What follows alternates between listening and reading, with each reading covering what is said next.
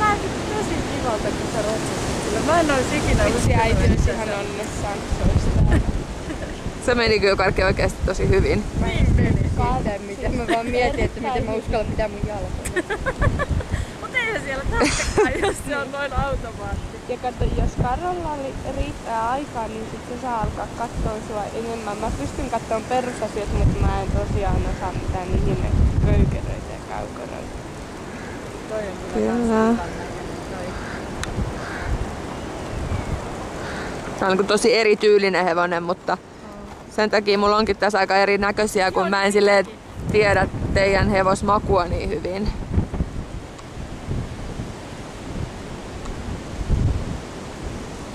Äiti oli silleen läpällä sen, että eikö nyt karkki värin perusteella pitäisi eka niinku tuo hevonen.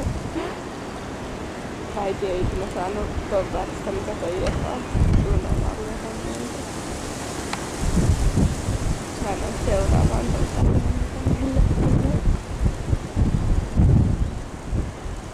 Mulle tulee tästä hepasta mieleen, muistatteko Immosen Ansan kessua? Se mikä silloin oli ennen sitä, mikä silloin nyt oli tällainen sitä kanssa. Se myytiin sen etikettä.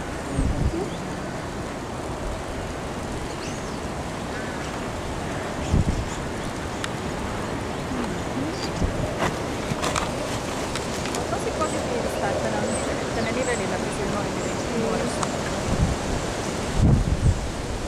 Mut nää osaavat sitä.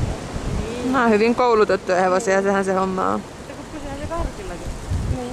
Niin, mutta se onkin koulutettu. Se on perustyö on tehty aikoinaan hyvin.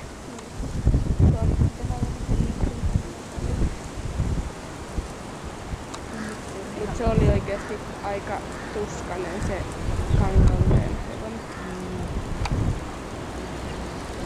Ai se tommoinen.